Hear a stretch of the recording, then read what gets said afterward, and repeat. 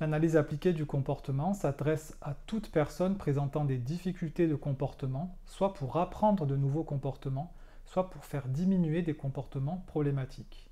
Ça s'adresse donc aux enfants, adolescents et adultes, avec ou sans déficience intellectuelle, et ça peut être tout à fait utilisé autant dans le domaine de l'autisme que dans le domaine du TDAH par exemple, ou d'autres troubles du comportement.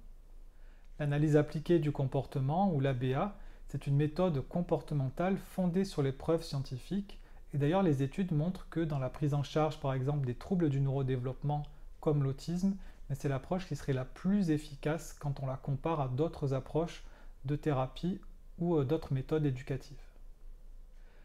Globalement, la mise en place d'une intervention en analyse appliquée du comportement concerne 3 étapes. La première, c'est une étape d'évaluation pour savoir où en est la personne très précisément.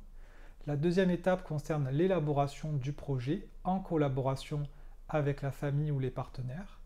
Et enfin, la troisième étape concerne la mise en œuvre du projet qui peut être faite soit directement auprès de l'enfant, soit souvent sous forme de supervision des parents pour les aider à mettre en place au quotidien toutes ces stratégies éducatives comportementales.